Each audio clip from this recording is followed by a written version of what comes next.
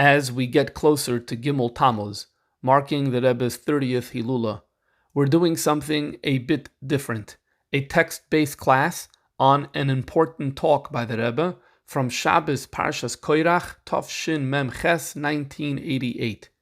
I really think this talk captures a lot of the Rebbe's hashkafah. Our aim is to find inspiration and wisdom in these words, which can be applied to our daily lives and shared with others as well.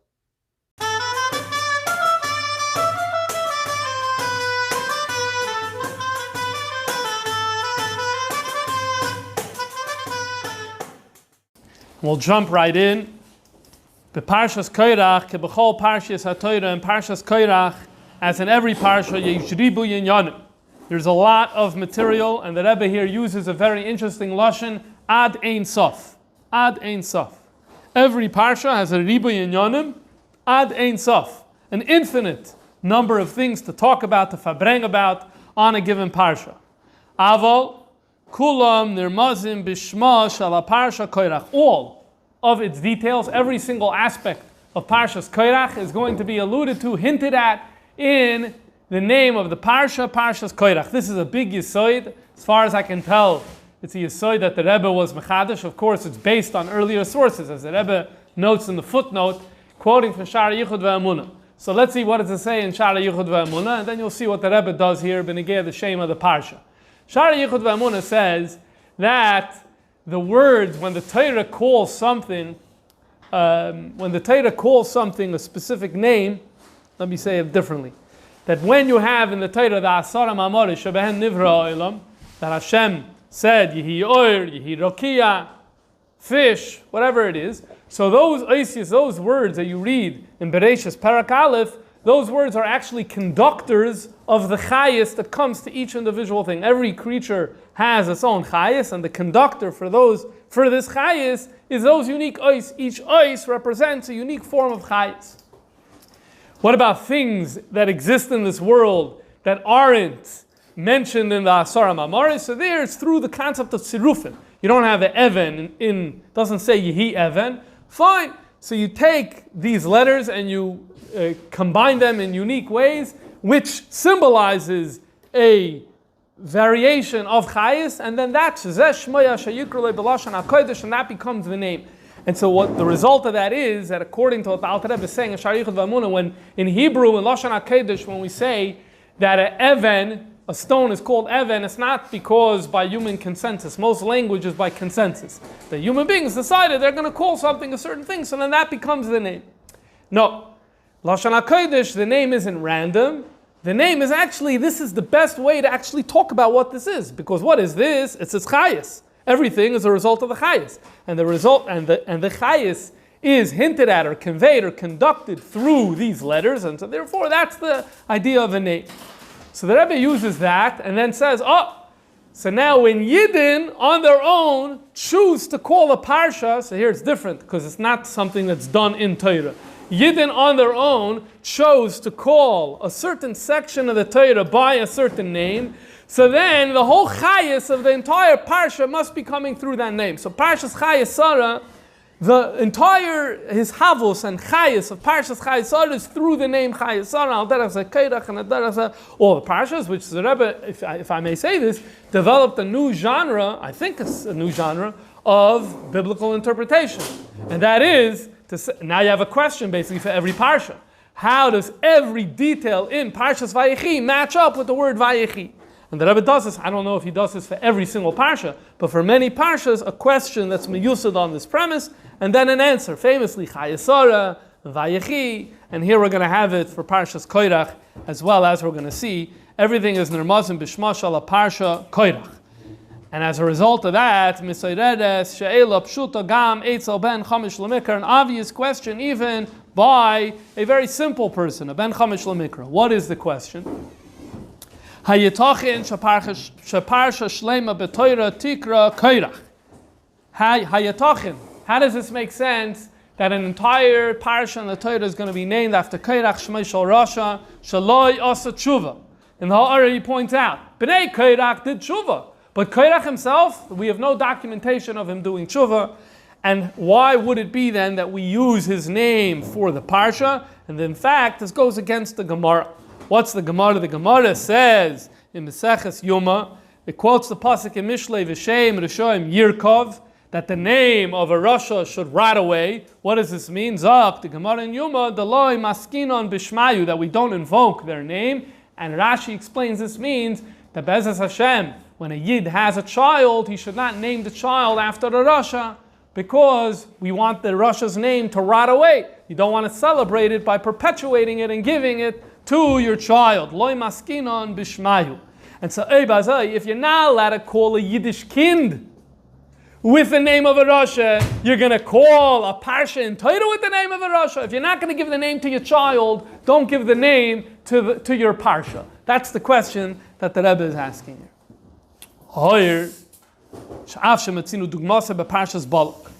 One second. There's another Parsha in the Torah that's named for a Rasha, and that is specifically Parshas Balak. Hare. So the Rebbe responds with a few points. That doesn't answer the question for Korach. Just because you did something wrong, kaviyachol, twice, that doesn't make the first time right. So this is not really an answer. But in addition to that, the question is much more pressing in Parshas Korach over Balak. Why? Again, the Rebbe brings in the Ben Chamish Lemikra, even though this is not a Rashi Sikha. The Rebbe did this very often, would bring the Ben Chamish Lemikra into other areas of Torah too. Why is it Kemuvan B'Pashtus that Balak is not as much as a problem as Korach? Why? Look what the Rebbe says here. Sheyehudi shenafal adargas Rasha Rachman Litzlan is Garua Yoiser Mibchina Misayemes Migoy Rasha. A Jewish person who fails in his mission in life is mibchina mesuyemes, from a certain perspective, not which isn't defined, but from a certain perspective that's worse, more detrimental than a non-Jew who fails at his mission in life. And so therefore, the name Balak was a Rasha Leh, but Korach is a Rasha with a capital Reish, and so therefore the question is much more pressing with Korach than it is with Balak. Before we go weiter, the MS is, there's another Sikha that Rebbe talk about Balak. It's referenced here in the footnote in number 18. The Rebbe references Lakut Sichas Chelek of Gimmel. There's a Sikha from Balak, Tafshin Chav Dalid, where the Rebbe mentioned this, and the explanation is a very straightforward explanation about Balak. We call the Parsha Balak. By doing so, we actually increase the rotting away of his name. We increase the Yirkov. How do we increase the Yirkov? Because what does any reader of Parshas Balak walk away with? Balak had a plan. He wanted to harm the Jews, and what happened? A, it didn't work. B, not only it didn't work, it backfired because instead of klaus, he got brachas. So, farkert, you put his name in there, and you see, when you read the Parsha, his name and his legacy and his plot rotting away in front of your eyes. So it's moisif in the Yirkov by placing his name in the Parsha. That's the beer that the Rebbe gives over there. So Benegea Korach, don't worry, but that's the beer over there, Benegea Balak. The shaila is, what's going to be the beer here, Benegea Korach? Before we go to the answer, I want to point out the following. This question the Rebbe didn't ask for the first time in Tafshem Mem Ches.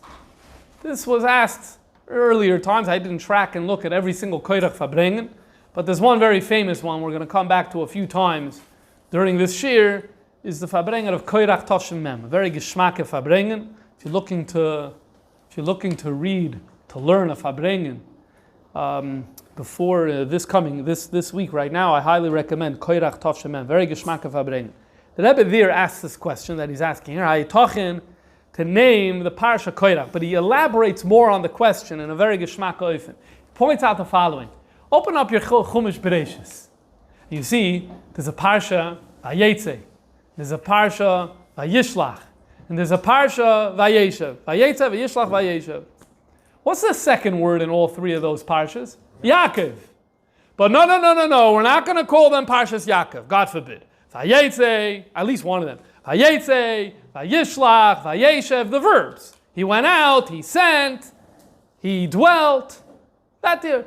Here, you could have easily done Parshas Vayikach. If you could have a Vayetze, you could have a Vayikach. If you could have a Vayishlach, you could have a Vayikach. There, we stuck with the verbs. We stayed far away from Yaakov Avinu.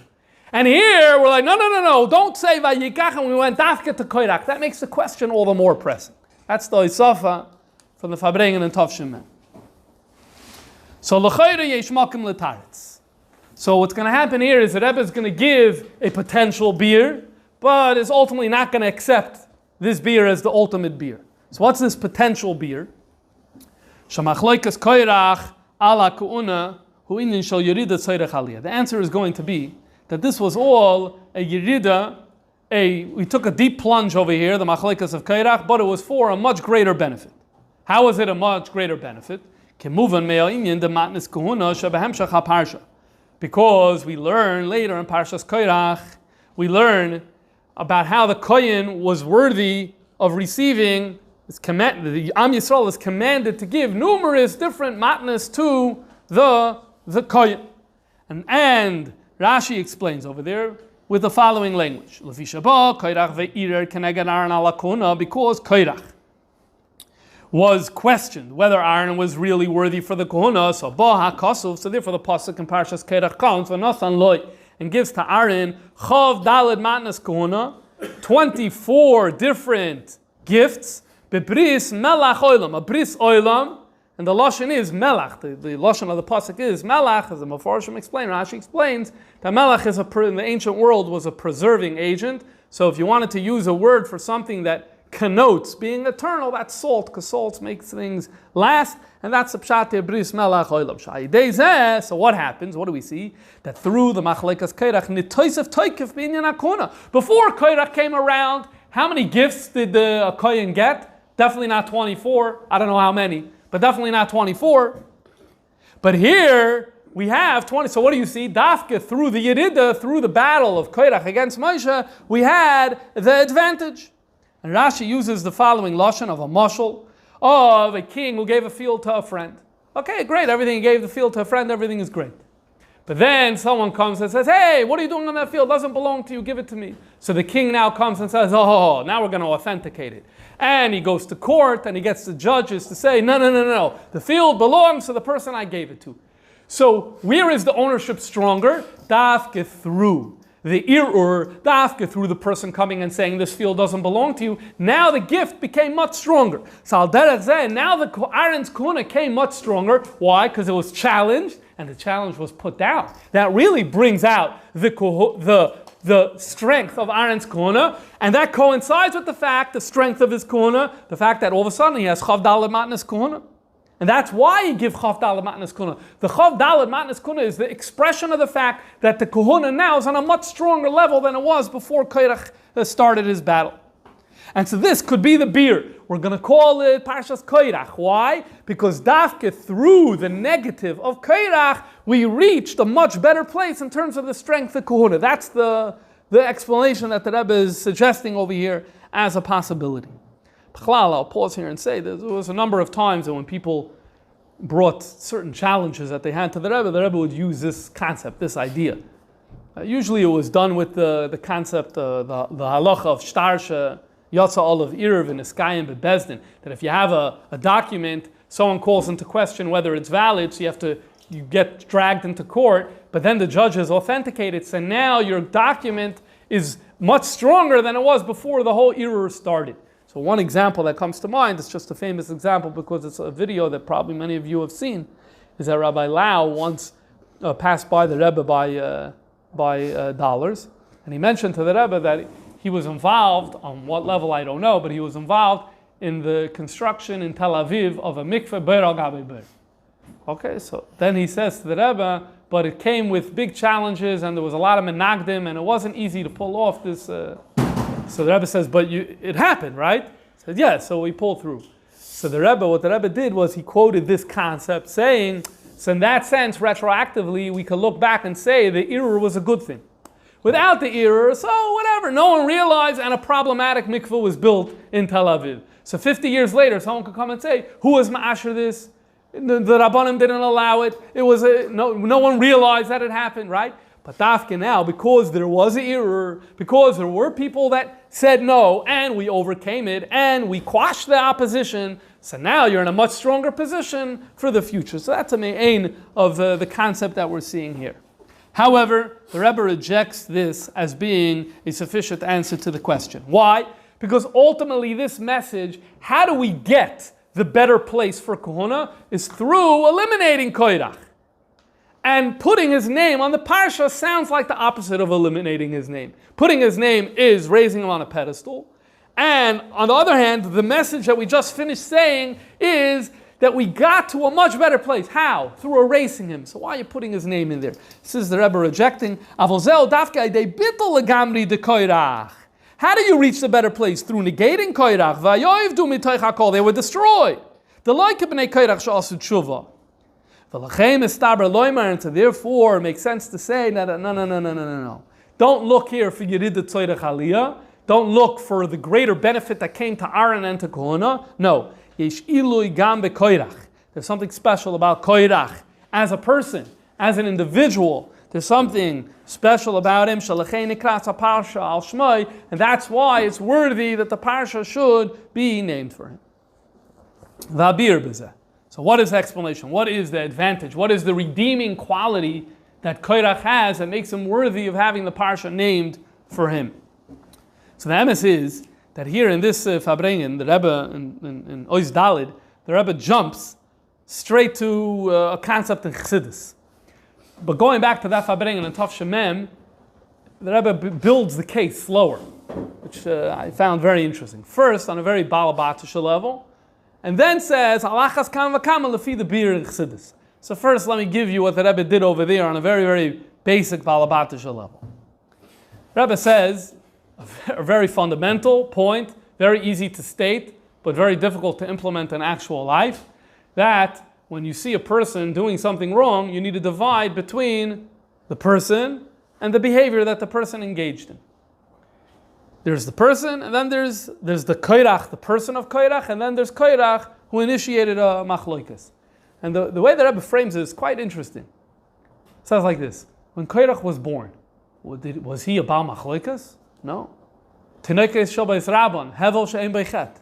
Hevel she'en beichet. He started out his career, the first 15 chapters of Korach's biography, Hevel she'en beichet, kishmak, moidedik. Action after action of purity. Okay. That's something.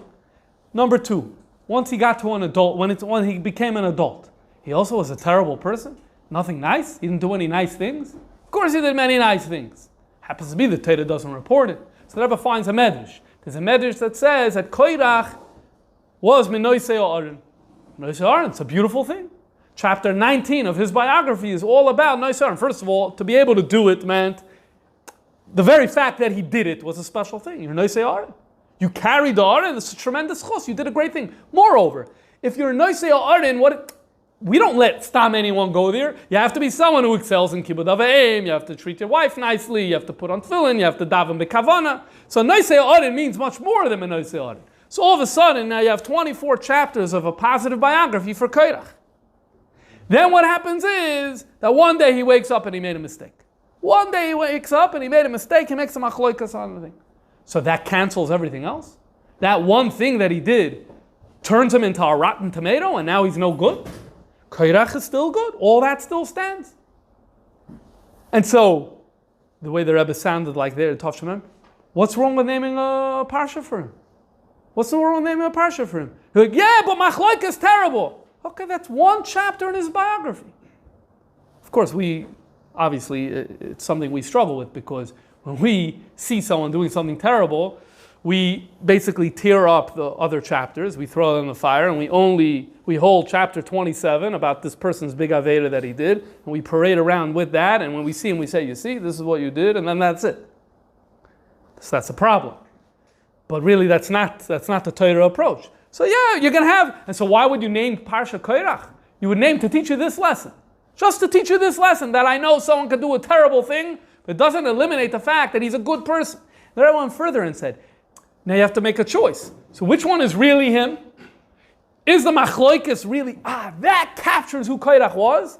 Or for Korach, do you say the Hevel Shem Beichet and the Noisei Oren, that captures on who Korach was?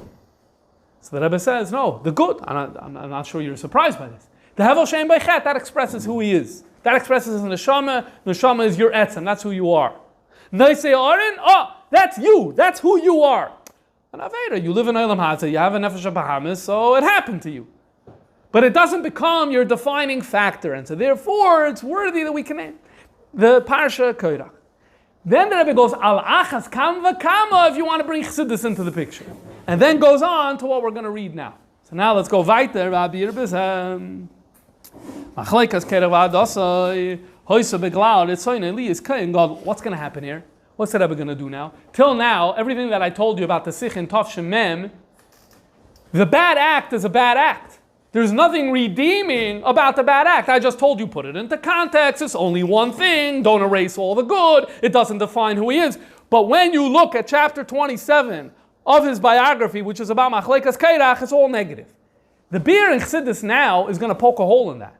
Because what the Rebbe is going to do is, and it's also very relevant when people make mistakes, very often their motives aren't so terrible. The mistake is a mistake, but the motive isn't so terrible. And that's what's happening here. They want, Ritzoyin Eli is Kain God, Uvikashtem Gam Kahuna is what Moshe Rabbeinu says, this is what they want. They want Kahuna. And Rashi uses the words, Mavakshim Kahuna G'dayla, they dafka want a Kahuna G'dayla. What does that mean? Hainu. Sharatza Liyos Bedarga Nailis Yosef, they wanted to rise a spiritual level. Ad La'ifan Shal Havdalah, until in a matzav where they're, so to speak, separate and apart from the rest of the Jewish people, Mishar B'nai Yisrael. Just like the level, Kedargose Shal Kohen Gadol, Shenemar Boi, Vayavdel Lakdisha Kodesh Kodashim, they wanted that Havdalah. They wanted to become more spiritual, like the Kohen Gadol, and this was there. Is that a bad thing? That's a very, very good thing. The Inyan Zeh, and this thing, Haratzin, Liyos B'darga Shal Kohen Gadol, that's Bevadei Davar Toiv. That's a good thing. In fact, Moshe Rabbeinu said the same thing. We have it in Rashi. Rashi says that Moshe Rabbeinu said, I also want to be a Kohen Gadol. Moshe wants to be a Kohen. So what do you see? Moshe obviously wasn't doing something wrong. Some people want to say that when Rashi says that Moshe Rabbeinu said, Afani roitze bekach, it's just a dibur ba'alma, it's a negotiating tactic, that's what you want? Well, I also want it, but he didn't really mean it. But the Rebbe doesn't accept that. The Rebbe takes it kipshutoy. Moshe also said, I want it. Well, if Moshe wanted it, that means by definition it was a good thing, it was a fine thing. So Korach wanting it is also a good thing, it's also a fine thing. Shagamu ratza liyas b'darga shel Kohen Gadol. Moshe Rabbeinu.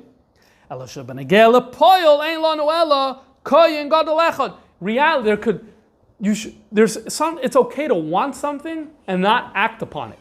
And maybe we're not often used to that, because usually we're like, the things you're supposed to want are the things you're supposed to be acting upon, but there's an exception. And here you have, indeed, a ratzin that is a good ratzin. And so all of a sudden, now you're going into the very mistake that Korach made, and what we're saying is that within this mistake, we actually find a positive motive that's behind. But it goes further. This is more Al-Pi Kabbalah. In the next paragraph, we'll see in a second. Just want to two ha'aris on what we just learned. First thing is, you'll notice here that the Rebbe says that Korach wanted to be like Aaron and Oifen of Vayavdil. So this also comes up in this Fabring and Tov Shemem. The Rebbe asks an interesting question. You've all heard the phrase, the Rebbe said this many times, as Bayid and Zakmanish Kein Lahavdil. Yid, you don't say Lahavdil. In fact, there's a Fabring and Yud Beis Tammuz, Tov Shalom Aleph, when the Rebbe was talking about, I think it was the situation in Eretz Yisrael.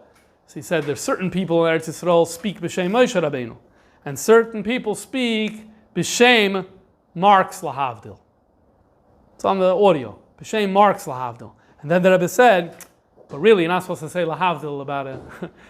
So he said it, but then he said, but really you're not supposed to say Lahavdil about a Yid. Marx was a Jew, so I shouldn't have said Lahavdil. The Rebbe mentioned this many, many times, so it's a chayra shaila. Because here, what do you mean you can't say Lahavdil? Torah itself says that Aaron is Vayavdil. And that's exactly what Korach wanted. So we're against Vayavdil? So the Rebbe asked this question in Tov Shem Mem when this came up. The Rebbe explained the following. When Torah says Vayavdil, it's interesting. I don't know if I fully understand it, but it's an interesting word. When Torah says Vayavdil, it's totally fine. Torah could do it. Why? Because when you hear Torah saying Avdallah Tzivishin Yid, then you're not offended. You're not offended. It's not poigeya in anyone. Torah's Havdalah is a Havdalah b'darchei noyam of b'darchei shalom. It's only positive. What's wrong with the only positive lahavdil? But when you hear another human being saying lahavdil, and vice versa, no matter who that human being is, it's going to offend. It's offensive. You're making a havdalah, and so therefore a human being can't do it, but the Torah could do it. Okay, that's one order. Second order, the Rebbe over here is talking about the positivity of wanting to be a Kohen Gadol. So he does that for Korach here. There's another famous place that Rebbe does this.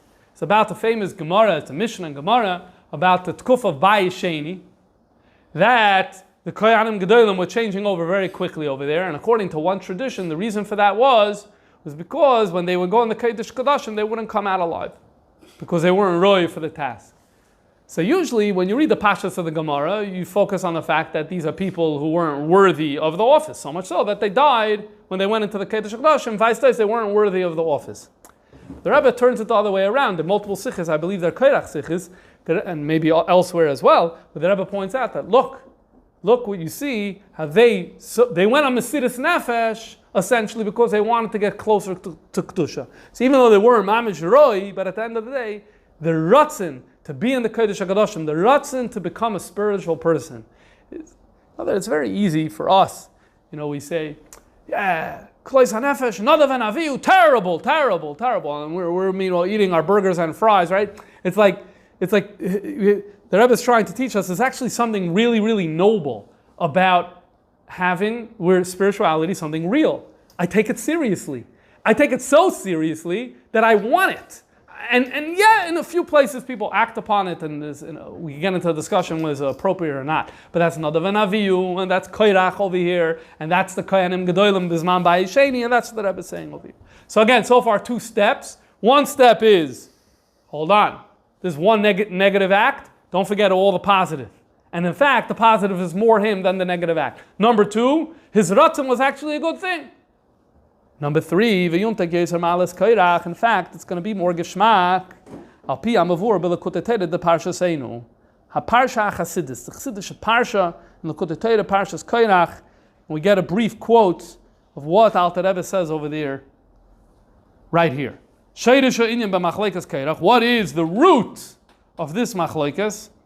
La'asid yu alevim kohen. According to Kabbalah, la'asid in the future, in the era of Mashiach, the Leviim are going to rise to the level of Kohen.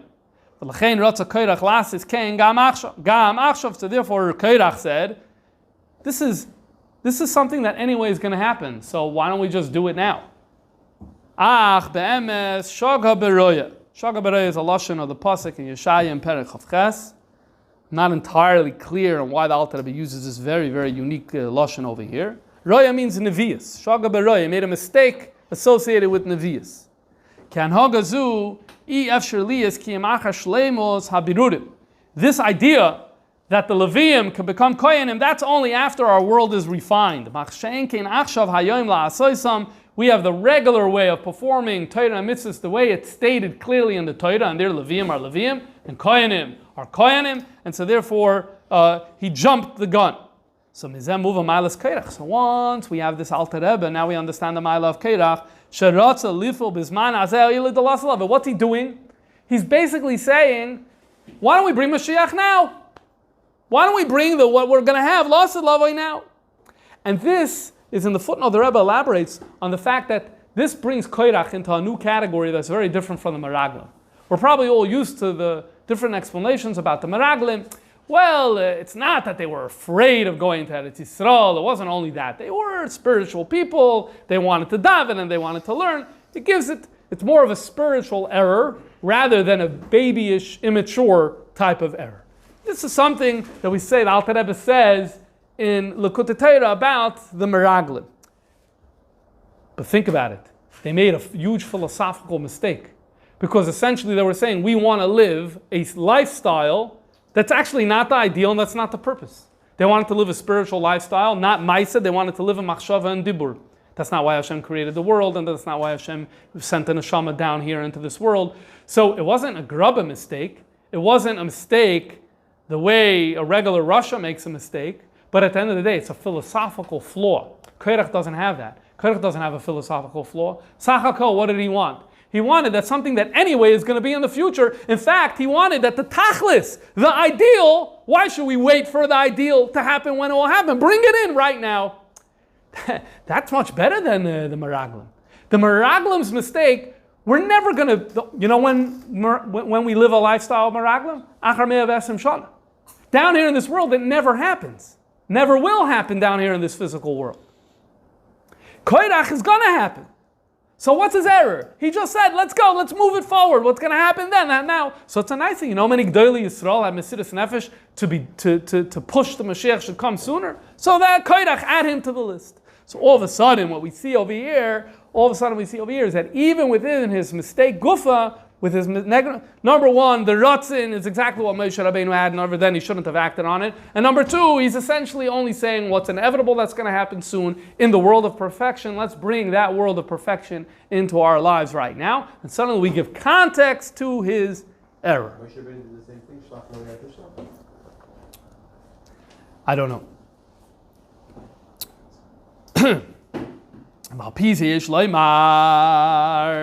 Hatam. You need to think about what you said. I didn't think about it before, so later. Now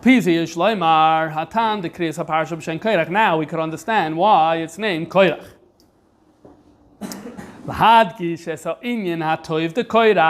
So here's the answer.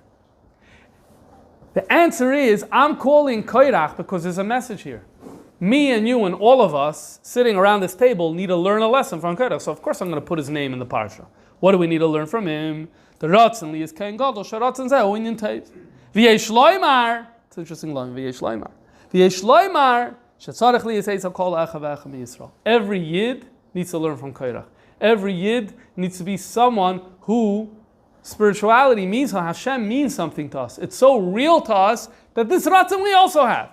Ela shetzarech li is the heroes, but even Amshachas Ratzins happen to get a Maisa, as we're going to say later in Sivav. Just because you want something, it doesn't mean that you say that you're going to act upon it, right? There's probably a long list of things where it's healthy that you want it, but don't act upon it. And that's why we have the name Korach. So in other words, if you would only stop by saying, well, Korach made a mistake, but don't define him by that. He also did many good things. So you have to come back and say, so why am I naming a parsha after you still? Why am I naming? So I said before, the beer based on that would be because it underscores this message that although he did a terrible thing, but it doesn't cancel him as an individual. Okay, but it's still not why do you have to go out of your way to name the name Korach? It's not a mitzvah. Okay, it's a reshus. You have a reshus to name him Korach. Why? When does it become a chiyuv to name the parsha Korach? It becomes a chiyuv if I want everyone to learn from him. So then I need to put it there. Good. Now, before we continue into his hey of the Sikha, I want to come back one final time to this Fabrengen and Tov Shem Mem. After the Rebbe finished the Sikha, something very, very unusual, unique, and special happened. The person who was in charge of singing the Nagunim started singing the Nigin V'chokarnei Reshoim. Now the reason he's saying the thing of V'chokarnei Reshoim is because, generally speaking, the custom was that they would listen to what the theme of what the Rebbe would talk about, and the Nigin very often would correspond to the theme. Definitely in the later years it became even stronger, this idea. The Rebbe spoke about Eretz Yisrael, so Usuetz of Esufa, right? So the Rebbe is speaking about Korach Zachar Rasha, so V'chokarnei Reshoim, Agadeh. He didn't do this for the first time in Tov Shem Mem. He did this in the Lameds, he probably did this in the Chafs. The problem is we don't have a good documentation of which Nagunim we're saying, so it's hard to track this. But I'd be very interested to see. But l'choira, that's what happened. L'choira, every year, Parshas Korach, after the Korach Sikha, that's my guess. If not, so he did it here also. It's one of the only times, maybe the only time, the Rebbe stopped the Nigin. The Rebbe stopped the Nigin, and the Rebbe said, Met esh geret, as Korach is given at Tzadik Gomor. Even though the Rebbe didn't use those words during the Sikha, Met esh geret, as Korach is given at Tzadik Gomor, und auf Lahachis haben gesungen der Nigin. V'chokarnei Reshoim, so man singen anstatt dem, Hinei Matav U'Manoim. That was the Nigin that was sung then. So what I realized then, there's also a moedic lesson in life. Because, you get up, you chazer a sicha, and then it has zero connection to reality. It's like, what do you mean? I did my job. I chazer a sicha. I said a Torah. I said a dvar Torah. I said a beautiful dvar Torah on Parshas Korach. Because no, when Kesipur Hayadua, he really means it. No. This is real. If he just spent 20 minutes, or however long it was, elaborating on how the Parsha deserves to be named for him, and don't cancel him as an individual. And the Rebbe mentioned also these Nakudas that we just saw over here, and his motives were good, and Mashiach is... So then that's real. That affects behavior. So how are we thinking of unless you say that maybe it's going on the second half. Maybe that was a kavan of the Baal Malach to the Ma'am Karna Sadik. I don't know. But the Rebbe wasn't makabel that. And the fact that the Rebbe said to sing Hinei Matov, whatever, I'll circle back to that later. What's the Sipur Hayadua? He really means it. So it's a very well-known story. The well-known story is, Rabbi Shem Tov likes to say the story, Rabbi Landa in St. Louis, each one of them has a person who the Baal HaMaisa, but I can't get into those pratim right now. The story goes like this, that there was a child whose father came to visit him in Gan Yisrael on visiting day. And he says to his father, the Rebbe, the Lubavitcher Rebbe was here. He says, no, so what did the Rebbe say? He said, Mashiach is coming. Well, I messed up the story. It goes all the way around. It says, Tati, you should know Mashiach is coming. Why are you telling me Mashiach is coming? It says, a few days ago, the Lubavitcher Rebbe was here in camp, and he told us that Mashiach is coming. So the father says to the child, but I've been telling you always that Mashiach is coming. He says, no, Tati. He really means it. That's the Maisa. Okay. Ois hey. V'yishloimar. The Rebbe does an amazing thing in Ois Hey. That everything that we just said is merumas in the Yena Shal Torah Shabepirish Rashi. Rashi wrote a pshat, that's Pshuto Shal Mikra. Yena Shal Torah of Rashi is the deeper layer, the deeper reading within Rashi. The Alter Rebbe says is Yena Shal Torah, B'aschalas HaParsha, Sheish Lafarish, Al Derech Harem is Gam L'mal Yusa. As much as, if you read Chitas yesterday, if you learned Chumash, Rashi elaborates on Korach's negativity, time and time again.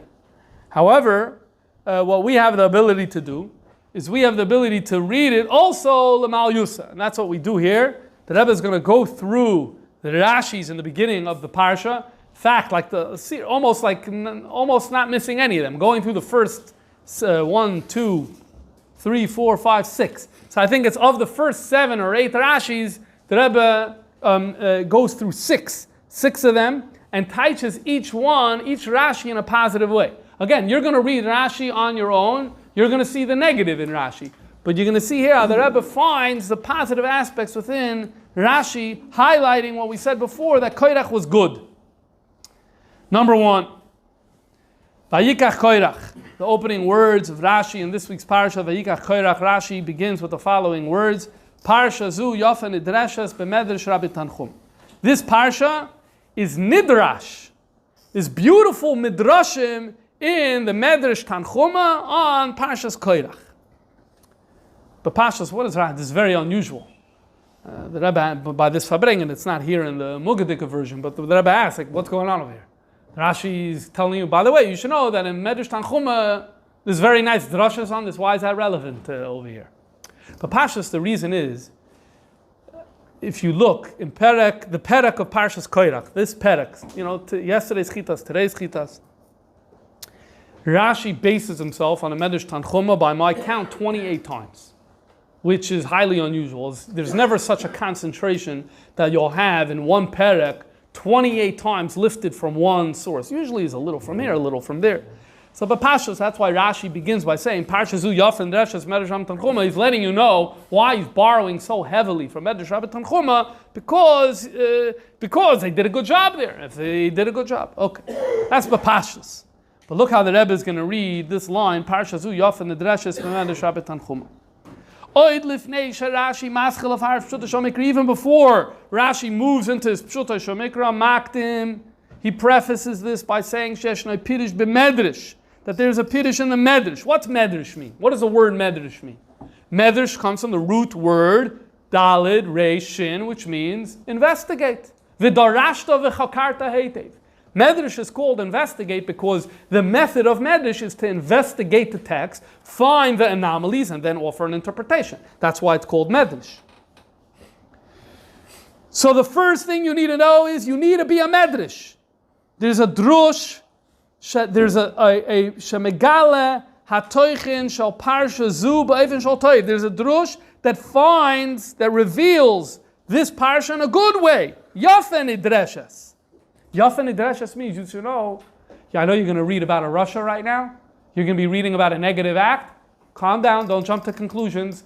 Parsha zu yafen idreshes b'medrash. If you're using medrash, if you're willing to spend the time and sweat to investigate, yafen idreshes, you're going to find positive things to say about this. Afal pi shal derech hapshat begalu v'chetzenis. In the world of pshat, how does it over bilti dotze? It's negative. Or bilti dotze, it's not positive. That's true in pshat. But when you rise to a deeper level on Torah, the investigative method in Torah, then you're going to find the positive. It's not just toiv, loy toiv stam, elegam beifin shol yoifi yafen nidreshes. So could have said parsha zu toiv nidreshes or something like that. This is stronger than toiv. Yafe is beauty, toiv is good. This parsha not only is going to bring out the good in Korach, we're going to bring out the beauty within Korach. That's the first thing the Rebbe says about the Rashi. That's the first Rashi. Next Rashi. Beis. Vayikach Korach. Rashi here is dealing with the problem of what did Korach take. This is an obvious problem when we read the text. It says, and Korach took, and you're waiting to see the object that he took. And it doesn't say anything. So Rashi deals with this by telling us how to understand the word Vayikach here. He took himself. Lokach es atzmai. He took himself, and Rashi explains, he took himself away from the people, separating himself. That's it. He took himself to a new place of separation. Okay, but let's focus on those words of Rashi. Lokach es atzmai. And let's forget the pshat intention that Rashi has over here. And let's remember that the word atzmai in Chassidus is a very, very powerful word. Namely, etzem mitziusai, lakach es atzmai. He found his true self. Everyone's always living throughout life looking for their true self. Vayikach Korach found his true self, and he took his true self. Es atzmai. Hainu shalakach. What does lakach mean? Gila b'poil. He revealed. Etzem mitziusai, which is nishmasai litzad echad. He discovered his soul. He found his soul. Here Rebbe is using Rashi's language in order to separate himself from the rest of the people. Again, to separate from everyone else. What did that mean? He found his soul. He found the part of him that wants spirituality. He found the part of him that wants Hashem. Just like the Kohen Gadol. And so here, in the second Rashi, the Rebbe discovers the general thesis in Ois Dalid that he wanted to be a ruchnistic a person. How did he do that? Vayikach Korach lokach es atzmai. He was megale his etzem, and that will happen to all of us. Anytime a person gets in touch with the etzem of their neshama, they're going to have a spiritual journey. Next Rashi. The Piddush Hasheni, Rashi gives two interpretations to the problem of kach. The second interpretation is B'Piddush Hasheni, Zok Rashi, Davar Acher, Vayikach Korach, Moshe Namar Kach es Aaron. It says that Moshe Rabbeinu should take Aaron. What does it mean, Moshe Rabbeinu should take Aaron? So, he's not taking him. So what it means is you're using words to influence people to engage in a certain activity. That's what it means, Kach es Aaron. So similarly, Vayikach Korach, Korach used words to influence people to join the fight. That's the second interpretation. The Rashi gives a second pasuk as well. K'chu imachem dvarim. This is a pasuk in Hosea that says you should take words with you, and there's multiple interpretations. It's talking about tshuva over there. But on one level, k'chu imachem dvarim could either mean, some Pashtanim learn it, take the words of the Navi to heart. K'chu imachem dvarim, take the words to heart as a listener and let it influence you. Other Pashtanim learn it as k'chu imachem dvarim. When you're doing tshuva, take words with you, namely the words of vidui. Okay, so Rashi brings this as well. Why he brings both is an interesting question. But Rashi, with citing both of these psukim, wants to bring out that kicha doesn't need to be a physical, that you're taking a hat or that you're taking a cup. Kicha can mean how you use words. Good. So now what the Rebbe does is, it says, look, the two psukim are, the two dugmais are, maybe it didn't say vayikach bilam, that bilam lokach b'dvarim. It's talking about Aaron. And chui machim dvarim is talking about tshuva. Kicha b'shvil inyan ektusha. Inyan akuna kachas Aaron, the inyan atshuva chui machim dvarim v'shul Hashem. That fits into the general thesis. Korach was on a spiritual journey. Dalit. Next Rashi. Rashi is a very interesting statement. The pasuk says that Korach was Korach ben Yisar ben Kos ben Levi. So Rashi notes, but not ben Yaakov. Not ben Yaakov, because Yaakov said, I don't want to be associated with Korach, and so therefore we gave Yaakov his wish, and the pasuk doesn't say ben Yitzhar, ben Kos, ben Levi, ben Yaakov, it cuts out at Levi. Okay. But then it's very interesting, because Rashi then continues, and it's Bechlal, this is a Pella, this Rashi. Rashi says, where is Korach yelling to Yaakov? And he says, by the pasuk in Divrei Hayamim, where it says, Aviyasa ben Korach ben Yisrael ben Kos ben Levi ben Yisrael. Why does Rashi say this? Why is Rashi saying this? He made his point. It doesn't say ben Yaakov, but Rashi went out of his way to say, and where is he yelling to Yaakov? And quoted a pasuk from Divrei Hayamim. Why?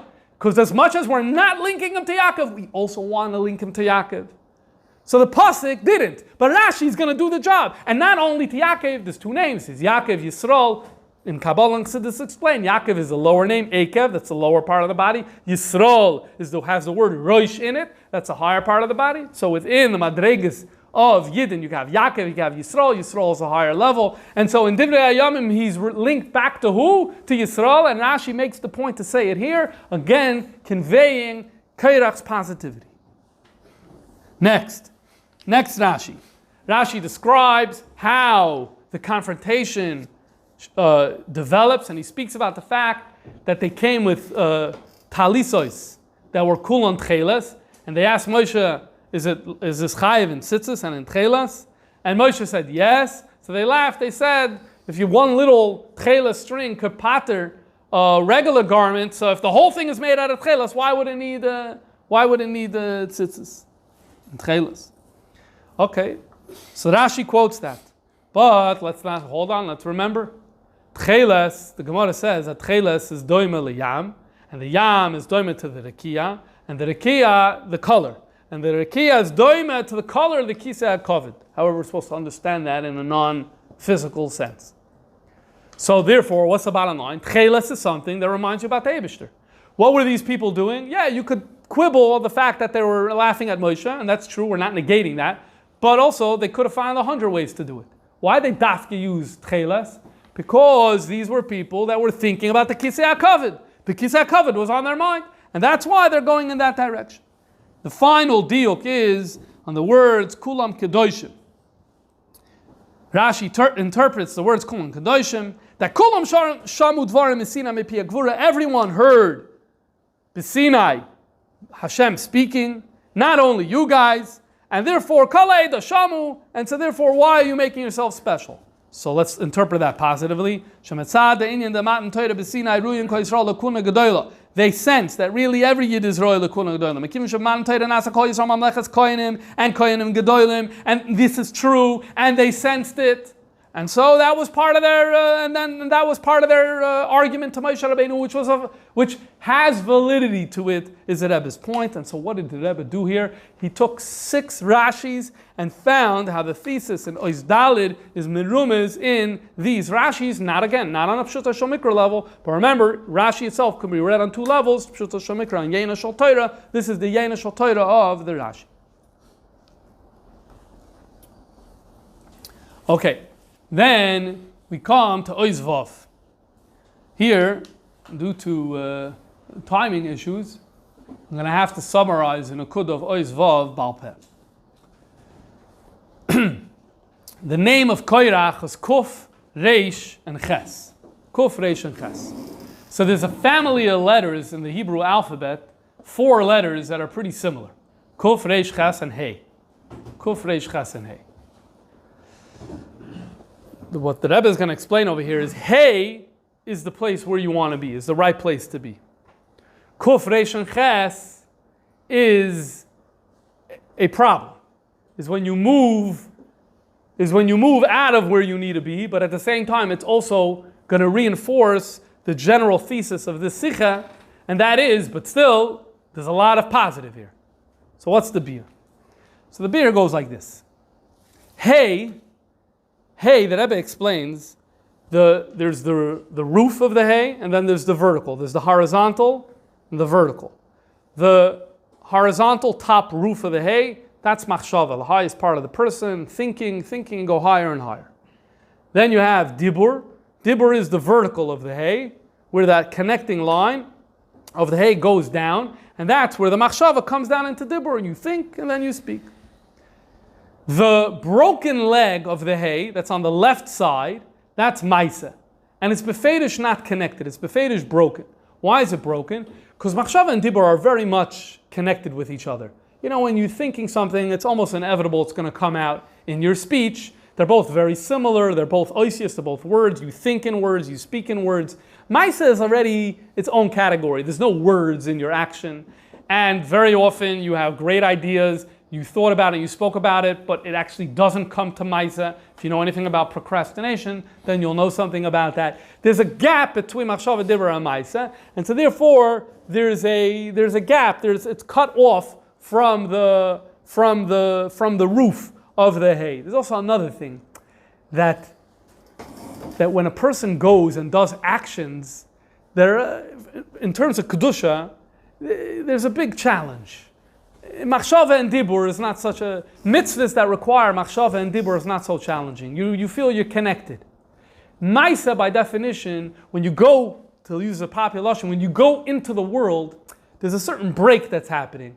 And you need to know that it's a break. If you're convinced that, yeah, I'm going and I'm working and I'm doing everything, and it's mamish the same like it's in the base knesses and base medrash, then you're taking the wrong medication. That's not reality. The reality is, I'm in Maisa, I'm in Olam Maisa now. There's a little bit of a disconnect from the world of spirituality now. So I hope you kept track, I said a few things about why Maisa is the broken leg of the hay. That's the hay. And that's the ideal. That's the ideal. That's the lifestyle we need to live. We need to have machshava. And there's another point. You need to have all three. Some people, they don't have all three. So then you're not a hay. Some people act without thinking. That's not okay. Some people act without speaking. It's also not okay. The Rebbe doesn't elaborate so much on this here, but there's a sikha b'chukei saitav shenun. The Rebbe is meidich on this nekuda. You have to consult with others. Dibur, you need to have. Machshava, you need to plan. So all three are needed, but it's also needed in this way that Maisa is a broken off leg in a hay, and that's, Gemara says, Behei Nivra Olam Haza. Our world, Olam Haba, is created with a Yud. Ki B'ka Hashem Tzurei Lamim. What's that? Ki B'ka Hashem Tzurei Lamim. Hashem is the tzur, is the foundation, the rock of Olamim, two worlds. And what is the foundation? Yud Kei. Two worlds. The Yud for the spiritual world, and the Hey for our world. That's the foundation of how our world works. Then you have a corruption of the Hey. What's a corruption of the Hey? The corruption can work in three ways. It could become a Kuf, it could become a Reish, or become a Ches. All these are very similar to a Hey. So let's put Kuf aside for a second. What's a Reish? A Reish is Machshav and Dibur, but I don't want Maisa. And that indeed was part of what Korach was doing. Korach wanted to become a Vayavdel, a Kohen Gadol, spiritual quest. See, he wasn't really interested in what? He wasn't interested in Olam HaMaisa. A Kohen Gadol isn't really engaged in Olam HaMaisa.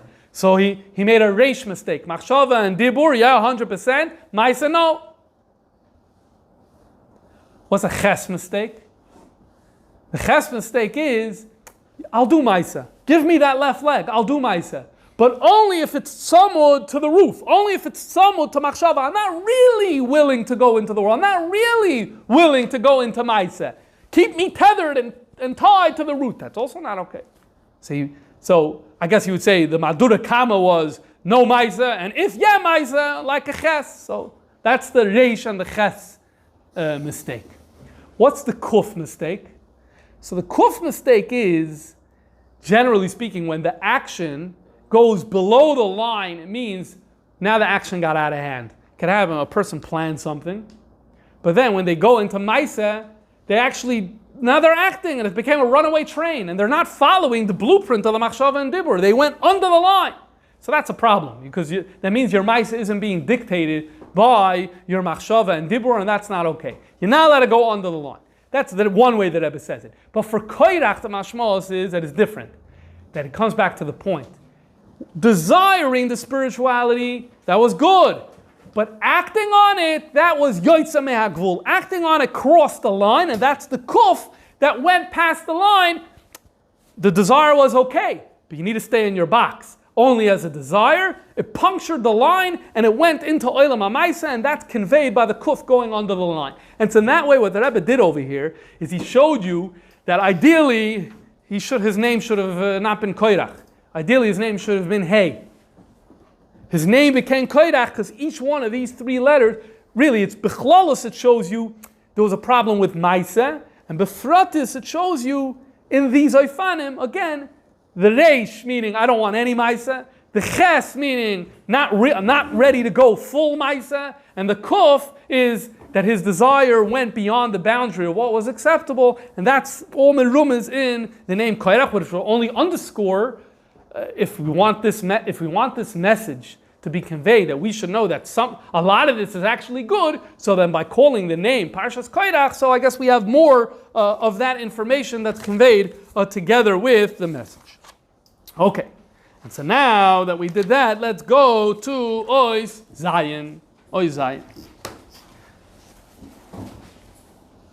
Umekan lemeidim hoiron ifla benegel avoda darbatas hatoyra toichen yemei geula. Here we learn a very profound lesson, an amazing lesson about the avoda of harbatas hatoyra. I guess I should say it here about this word nifla. Hoiron nifla. Hoiron nifla. Nifla means amazing, an amazing hoira. So it's an interesting story I saw recently. I think it was in 1964 in Tavshin Chav Daled, Rabbi Duchman. I mentioned it briefly at the beginning of his shir a few weeks ago. Rabbi Duchman wrote to the Rebbe a duch of his shir here in Crown Heights, how many people were there. So because it was the summer, he wrote that there weren't a lot of people there. He said, hopefully in a few weeks people will come back from upstate and then there'll be more people by his shir. So the Rebbe wrote, Chaval, that you didn't at least have a minyan of Asara, and because then you have the Maila of Shchinta Sharia. And the Rebbe added, and see the Dvarim HaNifloim of the Alter Rebbe and Tanya and Egeres HaKodesh about the Maila of having 10 Yidden together. Okay. In a later duch, he wrote to the Rebbe that Baruch Hashem, this week's shir had more than 10 people, Baruch Hashem, so that was great. And then he added that, I have a question. The question I have is that growing up in Russia, when we spoke about Tanya, we called it the Helika Tanya. And we spoke about the Alter Rebbe's words, we said Dvarav HaKdoshim. And here I see the Rebbe used the words Dvarav HaNifloim, amazing words. So what's Pshat? So the Rebbe responded to him, beautiful Maina. Rebbe gave two answers. One is an amazing answer in Haskalah. I don't have the time to go into this too much. But the Shechina Sharia is a concept of Makiv and Soiviv Kolamin. Makiv and Soiviv Kolamin is often referred to as Pella. Chachma, which is Mamala Kolamin, is often referred to as Kodesh. So I didn't use the word Dvarav HaKadoshim because the context is about Soiviv Kolamin. So instead of using Kodesh, which is Chachma, I use Pella, which is Keser, which is Makiv. That's the first beer. The second beer that Rebbe said, and I'm sorry for not remembering the Lashon, but the Teichen was that the word Nifloim is poil more on the Nefesh of Bahamas. What does that mean? If I tell you there's something very holy it says in that book, your Nefesh of Bahamas isn't going to be driven to get it. If I tell you there's something amazing in that book, all of a sudden you're amazing, I want to go look. So it's interesting that Rebbe used Hayra Nifla. Alright, so I guess this is also supposed to talk to our Nefesh of Bahamas. Benegela Aveda Darbatas HaTeira. Okay, so what's Gimmel Tammuz celebrate for the Fidik Rebbe? It celebrates Harbatas HaTorah. So what's the lesson from Korach? Kasher Poikshim Yehudi, when we meet a Jew, Externally and in a revealed way, he seems to be in not a positive place. When you meet the koirach of Pshutay Shel Mikra, when you meet the biblical koirach, you'll think, this is a Jew that has to go to Sha'ol. What do I have? What's my connection to this person? Rahman al-Islam. We name the parsha Koirach, where we underscore the ma'ala of Koirach. That what is the lesson? Parsha zu yofen idreshes. Every yid is a parsha. Parsha zu, this yid, Yehudi zesha pagash oimer loy, he's yofen idreshes. He says, Darsheni, don't take me at face value, please. Don't read me as Pshutay Shel Mikra. Darsheni, look into me, investigate in me. Lidrosh v'limtzoyes hanakuda ha'toiva ha'yafa shabai. Find the yafa in me, because it's there. Parsha zu yafa nidreshes, the onus is on you to make the investigation to find the yofi. Yesh ladas v'lisker yafa, you need to know. Interesting that he uses the word yafa. You need to know real well. Shekol Yehudi be'ezah ma'ir v'matzav sheyeh, no matter his situation. Afilu ma'ir v'matzav de koyach ligreusa, even if he's a koyach. In a negative sense. He's Yaakov's anical, and he's a Ben Yisrael, because remember Rashi linked him to Yisrael in Divrei HaYomim.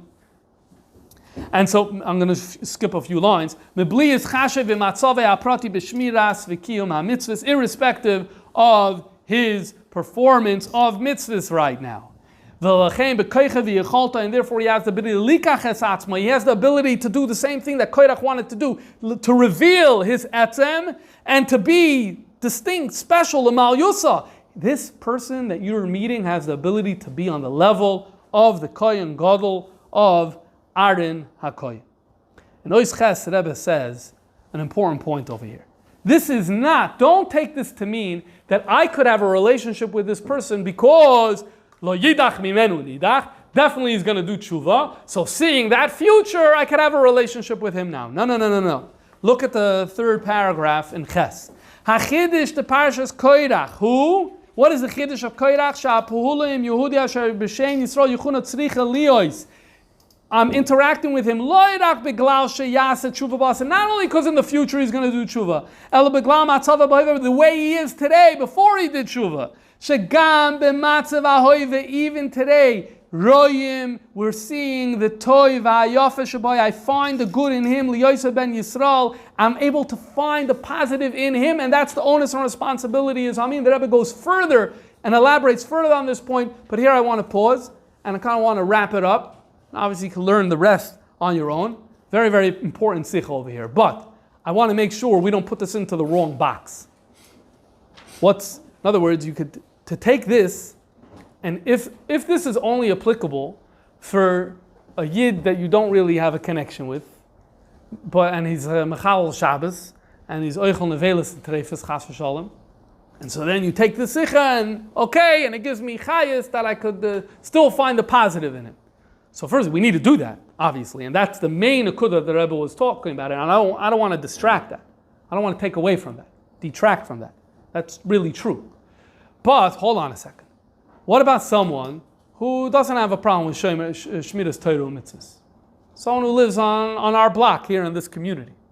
A friend. Someone who's not a friend. Right? Does this apply to them too? It ought to. It ought to apply to them too. Very often, people that we know or don't know, neighbors, associates, someone who davens in the shul or not the same shul or whatever it is, someone in the community, and we read them as a Pshutay Shel Mikra Koirach. We read them. And not because of Chil Shabbos. Baruch Hashem, they keep Shabbos. Not because of that. But because of something else. Gneva, Gzela, I don't know, Sheker, bad midos, whatever it is. So this doesn't apply to that too. The whole thing applies to that too, to this person as well. Go back to Sichat Hashem. First of all, hold on. Hevel Shem B'Cheit. This is a person who was born pure. He's made Noisei Ha'arin. Everyone is Noisei Ha'arin in one way or another. Did positive things. Now go to the negative act that famously he once did. What he did to his chaver and whatever. And so therefore, right? I don't have to finish the sentence for you. Is it not possible? Is it not true that very often these errors have a positive motive baked into them. Not saying it always is the case, but very, very often it's the case. Very often it's the case. But let's say not. Let's say not. But still, the very idea of this person's etzem is positive. His etzem is positive, and we ought to define them by that rather than their faults. If we took this, if just a little, and implemented this into our lives, as a community, the achdus would go up. If everyone just did a little of this, the achdus in our community would go up 100-fold, 1,000-fold. Amazing. Imagine we were able to bring this attitude in. So, in a certain sense, I don't think anyone here would find it challenging to implement this to a yid who, lo yaleinu, is not eating kosher as of yet. But I think what's more challenging is to integrate this for behavior that really upsets us. And if I may add, maybe when someone eats nevelas and treifas, maybe it doesn't really upset us. Maybe it doesn't enrage us. So it's easier for us to apply it there. But when we see someone who mistreated his spouse for whatever, or her spouse, whatever the situation is over there, how do you think about that? When you see the person going down the street, how do you think about that situation? That's something to really think about and take a message from this sikha, in addition to everything else that Rebbe spoke about here. Okay, we're going to stop here.